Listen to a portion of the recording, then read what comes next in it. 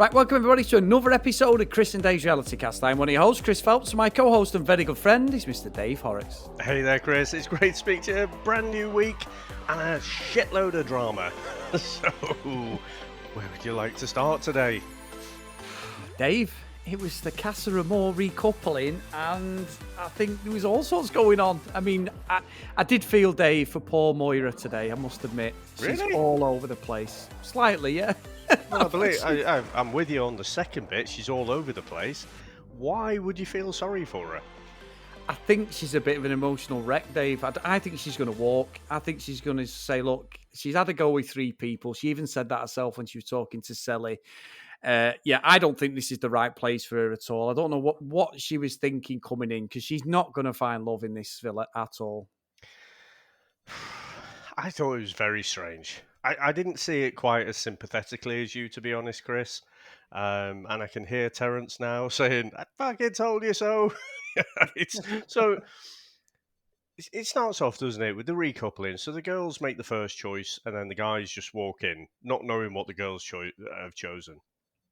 Now, Moira's first up. She confidently says, I've decided to recouple, and I'm recoupling with Aaron. And then she's all smiles. And then fucking Calvin walks in with Cher, and she's got a face like thunder. I'm like, really? So you're really thinking that you're going to make the choice, you're going to couple up with Aaron, but I really hope Calvin just walks on his own and I'm going to shit all over him. That's what she was hoping for. She's like, oh, I was hurt. Fucking no sympathy from me, Chris, whatsoever. And if she's a piping hot mess of an emotional wreck, well, who's she got to blame? What the fuck must Aaron think? He's like, he's on cloud nine. Yay, she's picked me. Oh, she's fucking a wreck for 2 days. I don't get it. I don't get it, Chris. No, that's the only thing I agree with on that, Dave. I've got to say, is I didn't understand the chewing a wasp face, because, like you just said, she picked Aaron, Calvin picked, is it Cher, the girl he's picked? Yeah. He picked Cher, that's the end of it. There's nothing she can say. They're both 50-50. It's not a fucking game who stitches who up. That was their choices. It was the right choices. I do think it is. But I just don't think she's right for the Villa, Dave. I just think she just doesn't seem to undertake or invest in what it's about. I don't know whether she's after this fucking fairy tale Cinderella, someone coming in, lifting her up and taking her off. I don't know. I think that's it. That is it. You've nailed it. Because I've been with someone like this, and they can't just enjoy the moment. They're like trying to force everything. And she's like I say, she's just met Aaron. They've had a bit of nice time together, but it's not fucking perfect. She's not madly in love straight away. So she's like, oh, it's never going to happen for me. Are you fucking kidding me? So yeah, I don't know if she's going to walk, to be honest. Why would you walk when there's an all-exclusive, all-paid holiday? I don't think she'll walk, but she's not going to find anyone in there. No. And I tell you what, Dave, so Moira's for you, Moira's had an absolute mare. I tell you, had me screaming at the fucking telly, and I called him and see you next Tuesday, and I won't say it properly. Carrington, what an absolute prick. The way he come down the stairs on Kirsten then, it looked like she went up like a meerkat, didn't she? Like, oh, he's picked me. And then he stands there and puts his arm out to bring the girl down. That was fucking out of order for me. Do you think, yeah, but do you think that was him, or do you think he was told to do that? No, I think it's him, Dave. I think he's a bellend. I must admit, I think he's a complete bellend. So I don't disagree with that necessarily, and it was interesting. So last week, from I think it was Friday's episode, Terence had said, it could be a country difference. The way we see it from the UK and the way they see it from the US, maybe, but we gave Carrington a bit of a hard time. I think Terence's perspective was, he's just being a lad and it's Love Island. I think for me, it's not fuck everyone over Island. It's not dip your wick Island. People are in there, so-called, to find something genuine. And I don't necessarily think he is trying to find that. I think, with the way it evolved throughout the night, and I am going to cut him a bit of slack. I think that was producer-led, because it's a very unnatural thing to do that, to walk down on your own and then the girl walk in after. They've done that on purpose.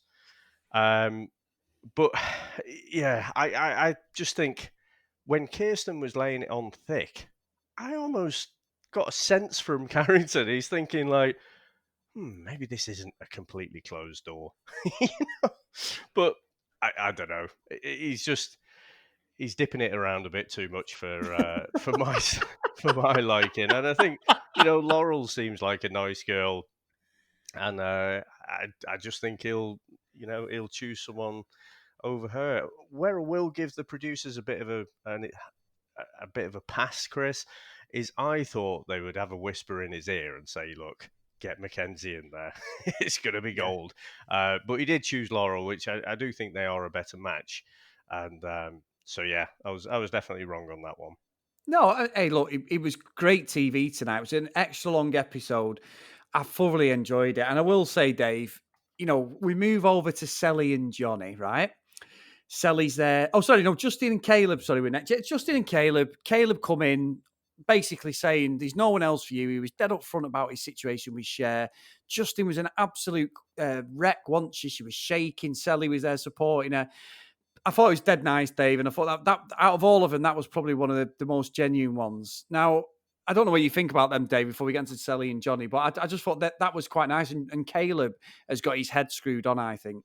Yeah, I think I said it last week, didn't I? I really like Caleb just as a person, just on his own, and obviously with Justine, he just seems to say common sense things. He's got a good head on his shoulders there. And yeah, I mean, Justine, she hasn't come out and said it, but last week she was having a bit of a. There were a few tears, weren't there? Because she's always been someone's, or she feels like she's always been someone's second pick. And the fact that, he's admitted to her that, he was attracted to Cher, but he has picked Justine means, you are the first pick. Now, I think it's only natural that she's going to feel a bit threatened by Cher being in there. But I think Caleb handled it brilliantly. I Yeah. just don't think he did anything wrong. And out of all the couples right now, and this can change in a single day, but right now, I have to feel like they're the favourites. Yeah, I totally agree, Dave. I think really, really suited together. Hopefully, they stay together. I don't think Caleb's going to do anything.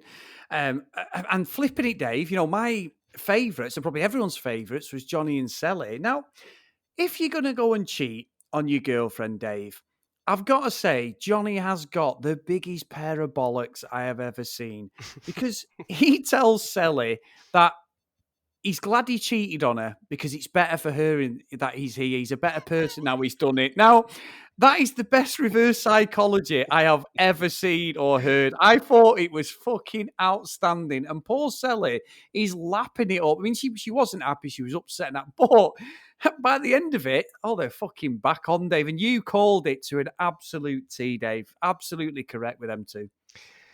Yeah, and I'm sort of a little bit disappointed it happened quite so quickly. I thought she'd give him a bit of a hard time for longer. It is weird. I mean, he keeps coming out with the same kind of line, though, doesn't he? Such and such a thing happened, and that helped me get clarity over us, and it's going to make us stronger. He's said that before, and then he said it. When he told her about the kiss and the cuddle in bed and stuff, still being very economical with what actually happened. We're not talking about the challenge when he's snogging a face off for about 10 minutes. It seemed Mercedes, that is. So and then the way she was being, he's like, oh well, again, seeing the way you were and stuff, it helps me gain clarity. And he's just saying the same things, Chris, and I think he was a little bit taken aback as well for whatever reason. I think he just expected Cely to kind of be grateful that he's owned up to it all. Do you not think he seemed a little bit Yeah. surprised that she was so upset? Yeah, I agree. And he even said later on, and I think what it is doing, Dave, he doesn't like losing the power. in the relationship. I'm not saying he's domineering over her, but his way of justifying it later on was even more David Brent like, because he said, "Well, I just saw it as like another challenge because we do a lot of challenges in the house." Oh, well, that's fair enough. I'm going to go out at weekend and cop off and just say to Sam, "Well, it was part of an experiment, love. You're all right. Don't worry. I'm sure that she's not going to chop my balls off, Dave." You know what I mean? So he's like, he's great to watch, but it's just like he has got some balls on him to do that, because he did literally he is just completely oblivious to what he's done. You're so right. It was great TV, absolutely dynamite. And my toes were curling for Cely, going, "Oh, you're gonna fall for this, aren't you?" And I'm not saying that he can't change as a man and evolve and go, "Look, I have fucked up royally." There's nothing wrong with that. Everyone makes mistakes, but the way he's done it, Dave, he's done her up like a kipper for me there. Yeah, and I think now that they've had this little wrinkle, they're going to get over it. I think again, they're not my favourites, but I think they'll be able to handle whatever's thrown at them now, and so I can Yeah. definitely see them being in the final. Like I say though, I can't see them winning it now. Yeah, no, I can't. I agree. And we're looking at, we've had James in there, who's a bit of a bad guy. Didn't like him. Carrington has been on our hit list for a while. Mackenzie was on the hit list at the start, Dave, and then I sort of felt Connor shot himself in his own foot. Today, Mackenzie is on the bullseye for my fucking dart today, Dave. What a spoiled, horrible little girl she is, Dave. I'm sorry. She was completely out of order for me today. And watching her totally contradict herself, fucking double standards all over the place. And I honestly, I thought, you know what, you deserve nothing out of this. And by the way, and we'll talk about it all, obviously, but I was so happy by the end of it, because I thought her dealing with Connor, all right, she picks Jalen, nothing you can do. I thought Jalen was a bit snidey, he just kept like kissing her and really going over the top affectionate when Connor was explaining what was Mm, going on. I yeah, thought yeah. that was a bit naughty for me. However, I do think Jalen is a nice lad, but I did that was naughty. However, she has just come across for me as a spoilt little brat today, Dave. You know what? So I did have a little bit of a look at the recap episode, and they do show a few little extra bits. And at the beginning, they're all talking about like, famous people that they've been told they look like. And Cely's saying like, I've been told I look like Salma Hayek, and everyone's like, yeah, yeah. And then I can't remember. Someone else says, they look like something, and she says something like, oh, I can't believe Connor didn't figure out, who I looked like. And everyone's dead silent. What? Everyone's dead silent and looking around. And she goes, Margot Robbie. And everyone, again, there's still silence and a bit of a tumbleweed. And I think Cely goes like, oh yeah, I can see that now.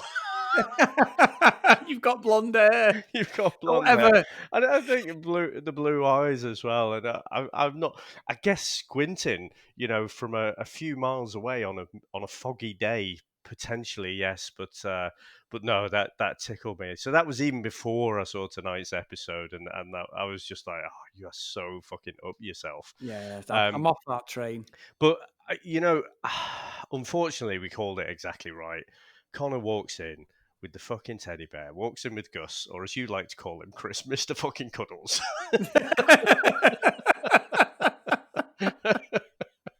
So, it was horrible though, wasn't it? Because he was Yeah. he was as white as a sheet. You could see all the blood sort of rushed out of him, and it was heartbreaking.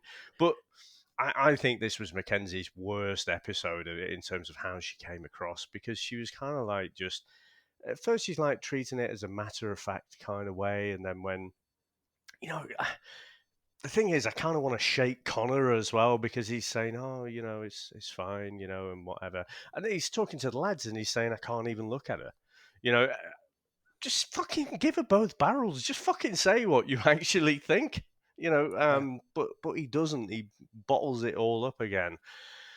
But I tell you what, Chris, when she's saying to him, "Oh, look at you, you're a grown ass man now," what a Oh, fucking condescending thing to say.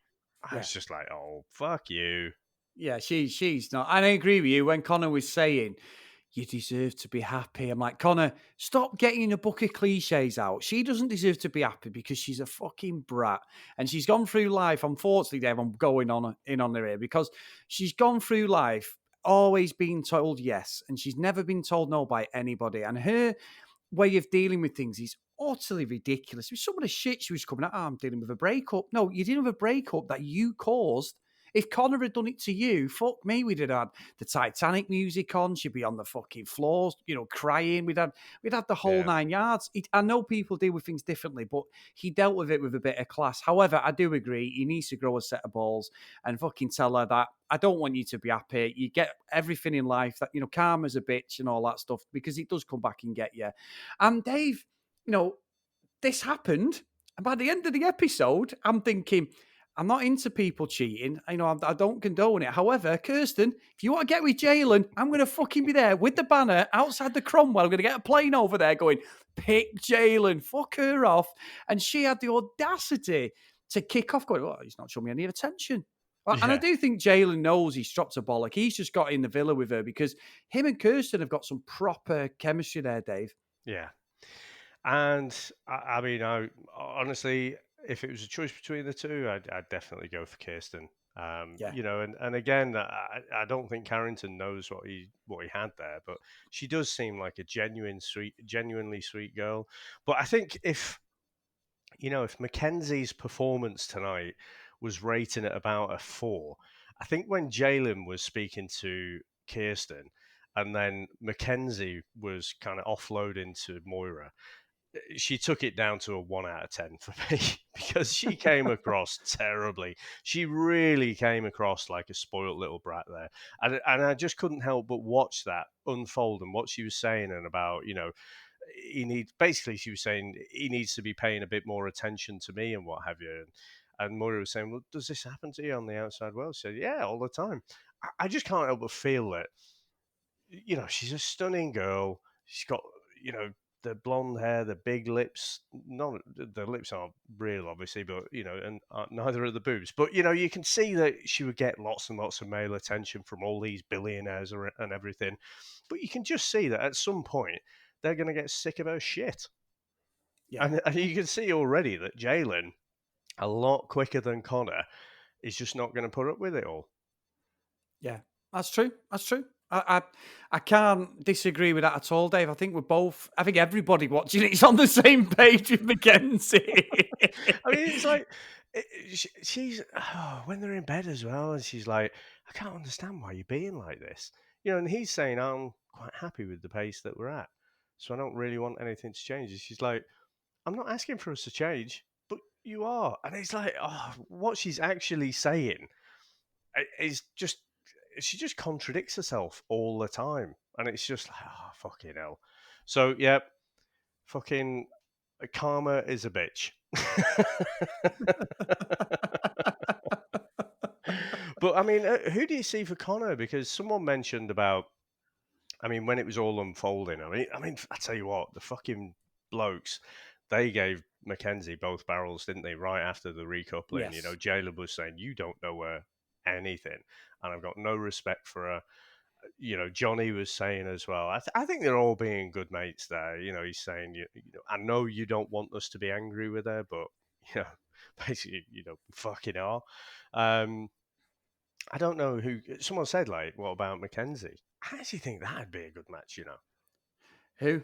Connor and Mackenzie. Oh dear. Yeah, yeah. That's who he's just split up with, Dave Mackenzie. Do you mean Kirsten? For fuck's sake. I've written down Connor and Kirsten. Connor and Kirsten. Yeah, Yeah, yeah. Kirsten. No, So I keep calling her Kirsten. yeah. Kirsten. Yeah, I've written that down. Honestly. Yeah, sorry. Yeah, fucking Connor and Mackenzie. Last week's news. Fucking horrible couple. No, so yeah, Connor and Kirsten.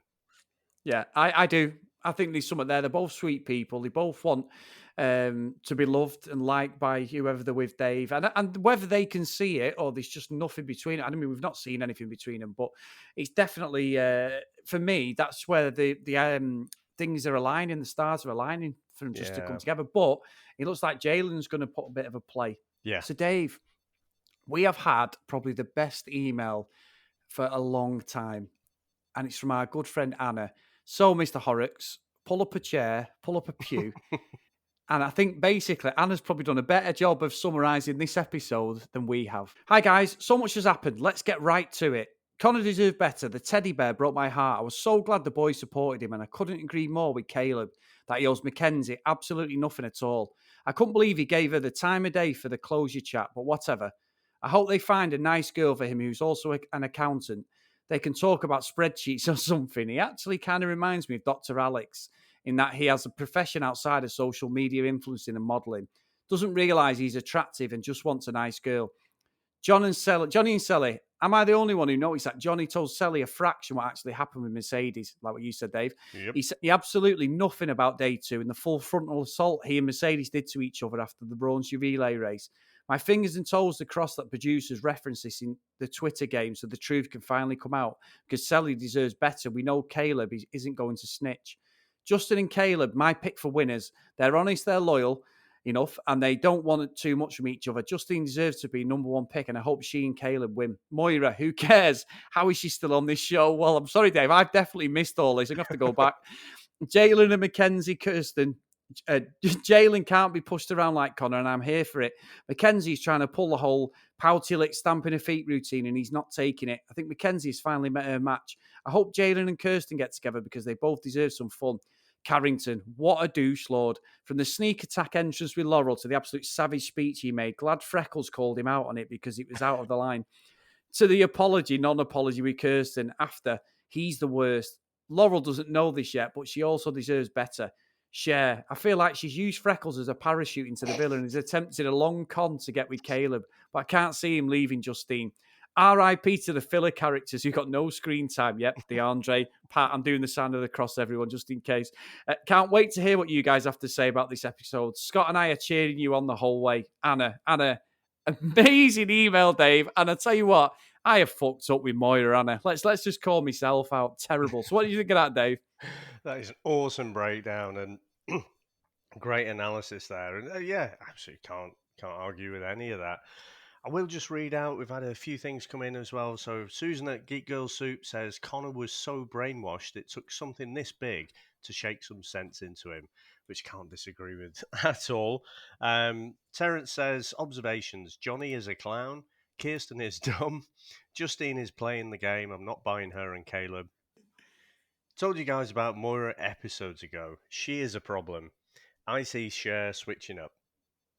And so on that last bit, I can see Cher switching up, but I'm not sure who she'd go for because I don't see that Caleb's going to switch now.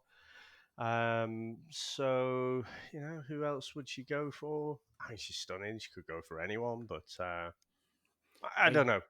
Oh, hey, what about Connor? I was supposed to say that. There's someone who used to have a teddy bear, Dave. He'd rather have a female than a teddy bear, Mr. Cuddles. You know what I mean? It could be the one, Dave, waiting to the villa. She'd be loved by everybody in the villa because she gets fucking that horrible snake Mackenzie off his back. And everyone would be like, oh, perfect couple. She wants to play the game, Dave. That's the one. Yeah, could well be. But, oh, Chris, this is... I always say, don't I? You know, it's kind of Love Island's a bit like a bell curve, and I think these, you know, the whole recoupling, Casa Amor, this is the peak Love Island for me. When we get into the final week, I'm not really interested.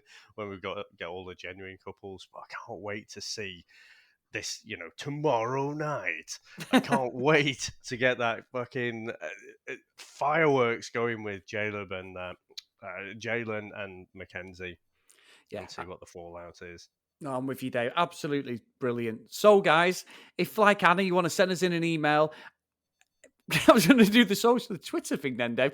At CD RealityCast first, if you want to follow us on social media, on Twitter, Instagram. If you want to email us, like Anna again, cdrealitycast@gmail.com. And as always, if you get a chance, get over to your podcast catching app and drop us a review on the show. And I will say a big shout out to Anna's other half, Scott, because he's been with us from the start and he's still here, Scott. So big up, my friend.